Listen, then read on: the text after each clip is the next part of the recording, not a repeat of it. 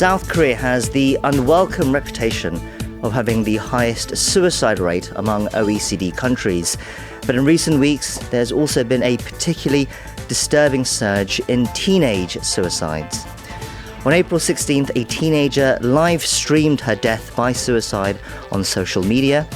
Then on May 5th, Children's Day, 2 more teenage girls were stopped by police from taking their own lives while live streaming as well. In a further troubling detail, it was found that all 3 cases were linked to an online forum known as the Depression Gallery. To tell us some more about teenage depression and rising suicide cases in Korea, we have joining us today via video call child and adolescent psychiatrist Dr. Joo-young. Dr. Yi, thank you for your time today. Oh, you're welcome. Thank you for having me.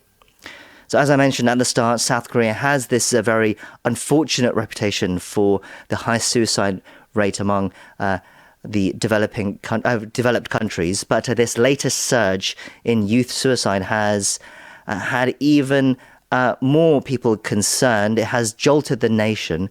What can you tell us about this recent spike in youth suicides and depression in Korea?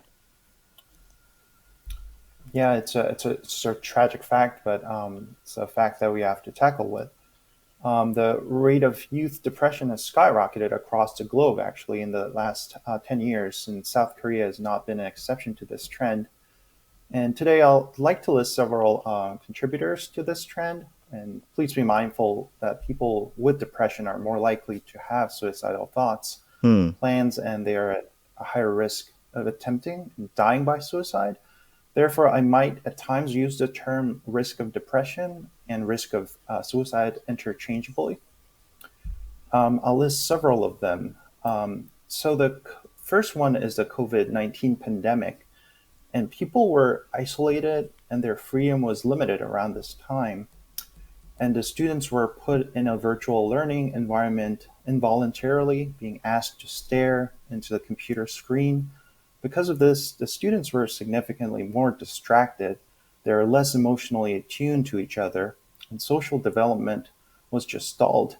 A study has shown that in October of 2020, at the height of pandemic, almost 30% of Korean youth reported anxiety and depression-related symptoms compared to 20 prior to the pandemic, which was already high. And one study reported that since the beginning of the pandemic, suicides among Korean women and youth have particularly increased. The other factor I'd like to mention is the increasing use of smartphone and social media. Studies have shown that people who spend excessive amount of time on their devices show higher levels of depression than those who limit their device use. Also, decreasing sleep time from nighttime device use contributes to a higher risk of depression. So spending a lot of time on social media can lead to feelings of loneliness and anxiety and depression. What a paradox. So something called social media worsening the sense of connectedness. So social media constantly offers self-esteem threats to its users. So many people are richer, like better looking and more fit. People are constantly fed with videos and photos that serve as reference points to identify oneself in the world, especially for young people whose identity is not solidified, are more prone to feeling bad about themselves.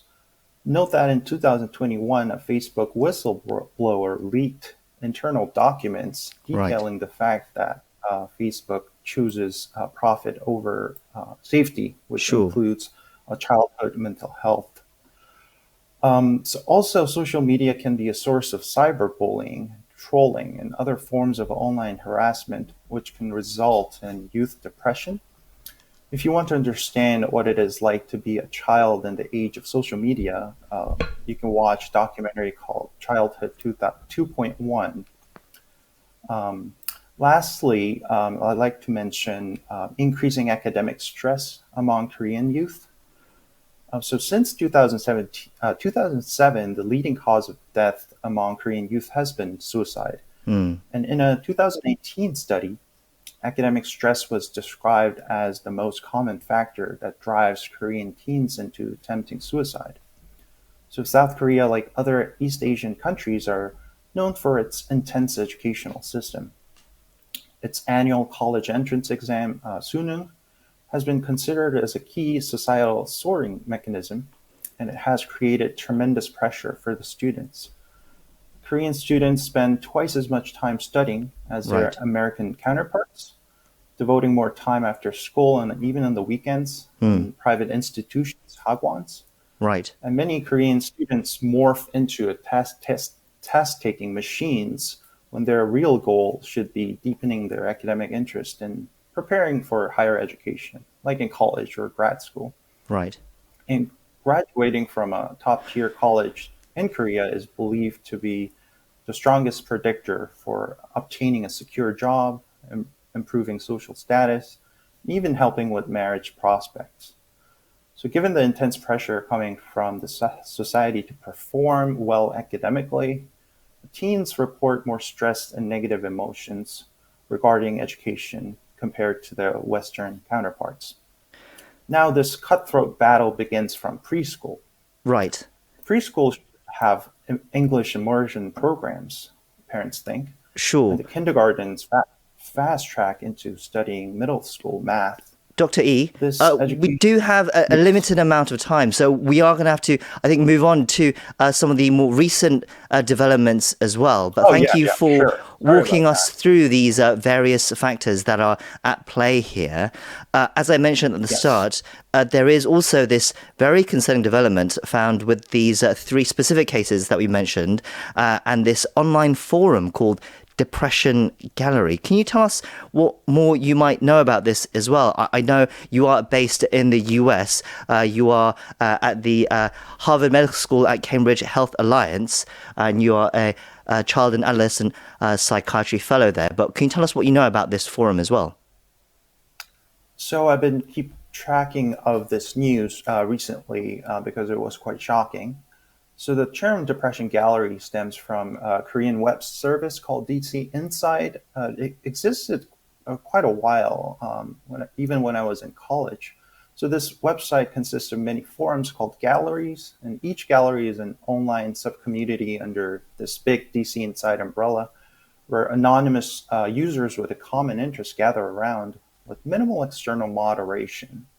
For those familiar with the online service Reddit, the galleries are equivalent to subreddits. Hmm.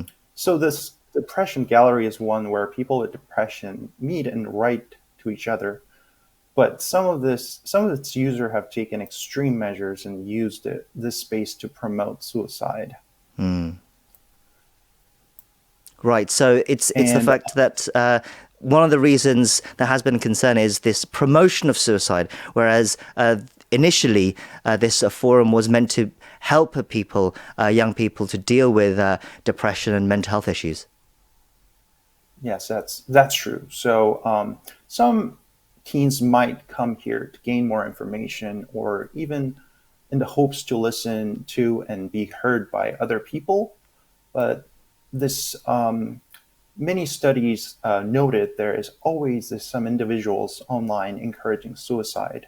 Hmm. This has been written extensively in the medical literature that they evoke peer pressure to frame suicide as a problem-solving strategy, and they begin idolizing the people who Hmm. attempt suicide. This can be extremely dangerous. And when suicide attempt or death are influenced by the internet, we call this using the term cyber suicide. Yes.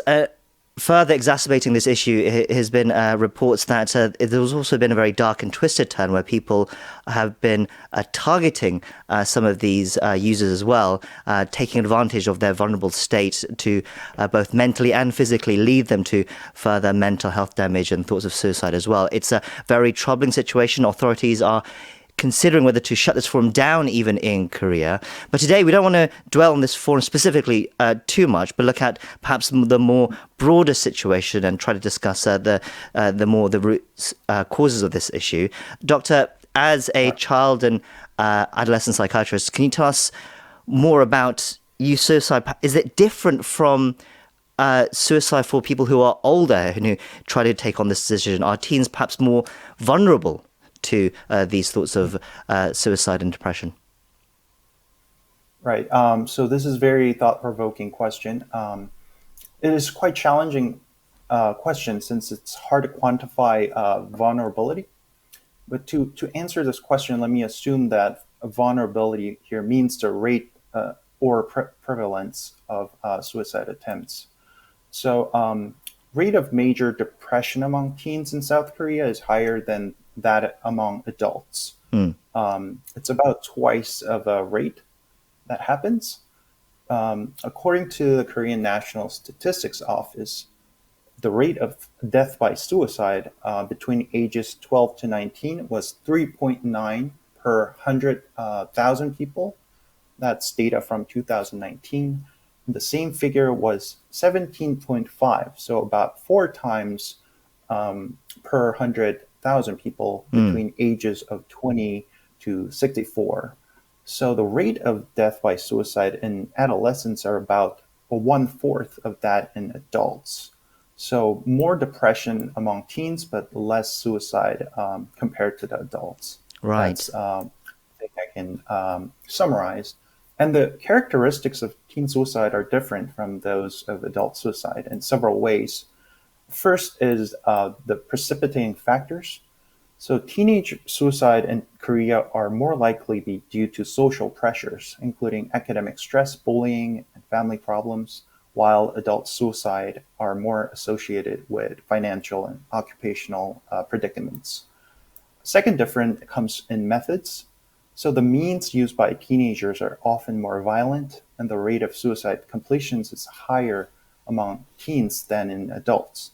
It is reported that about 70% of deaths by teen suicide were caused by jumping from a high place. Lastly, the difference comes from the planning. There's a greater tendency among teenagers to engage in impulsive and unplanned suicide attempts, where adults tend to plan out their suicide attempts more thoroughly in advance.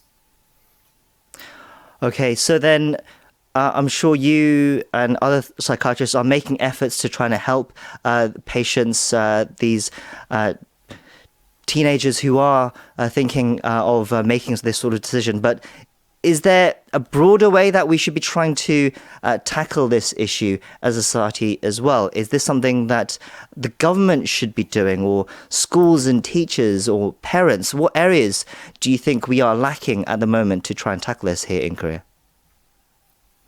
Okay, that's a really good question. There are so many ways we can tackle this question, but the single most powerful method known to decrease the rate of suicide in a nation is to increase the citizens' access to mental health services. And that's what Finland government did back in 2003 when their suicide rate was surging. And now that the rate of suicide in South Korea has been highest among the OECD countries for many years, hovering around 28 per 100,000 people, the government has already implemented many strategies that has been successful in many other countries, but there is still room for improvement. And this makes government a need to collaborate with school, hospital, and mental health professionally more proactively. So what they should do is government should increase the reimbursement rate of psychotherapy. This includes play therapy, talking therapy, and family therapy.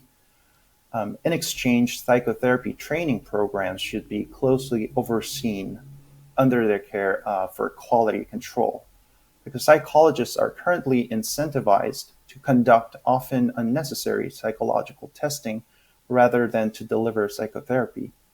But these trends need to be reviewed and discussed. Other strategies that can further improve the access to mental health is called integrated care model. In this model, mental health clinicians, psychiatrists, psychologists, social workers don't silo themselves, but proactively move into primary care clinics and schools to work with pediatricians and teachers. So they review and regularly screen for mental health among students and teens and suggest who will benefit from additional mental health services. and offer assessment and even offer brief treatment. And this model's result has been fantastic. It improves access to care, improves continuity of care, improves collaboration among care providers, improves cost effectiveness, so it can save taxpayer money, and improves patient outcomes, including lower psychiatric hospitalization rate. And also, the government should minimize the bureaucratic hurdles around the involuntary admission policy for individuals at very high risk of suicide or homicide. Right. Government should more proactively advocate for these emergent admissions that can save lives. Right. And So, in other. Yep. Right, so apologies for cutting you off, but we do have to try to wrap things up. But in other words, you're saying we have to make therapy more accessible to people, both for people who are seeking for it, but also have the medical community to come to the people to make it more known about therapy as well, and to talk about mental health issues. Finally, Dr. E, just to wrap up before we go, what would you as a practitioner like to tell teenagers who are suffering from depression, or any listeners who may perhaps know a teenager suffering from depression? What do we say to them? Yeah. So having depression does not mean that your willpower is weak. Don't listen to people when they say, just snap out of it, because the recovery process don't work that way. Sometimes we just can't do it. Depression biologically changes how your brain works, so this biological process makes it really hard to discover hope and think flexibly, adding challenges to recovery. That's why you need additional help, professional help. And mental health professionals will be there for you in every step of the way to the recovery if you reach out for us. Lastly, there's a hotline that young people can reach out to when there are mental health crises. In Korea, you can dial 1388. Well, Dr. E, thank you for telling us that as well, that final bit of information. We are going to have to leave it there. We've been speaking to Dr. Joo-young, child adolescent psychiatrist at the Harvard Medical School at Cambridge Health Alliance. Thank you once again for your time today. Thank you. Thank you so much for having me.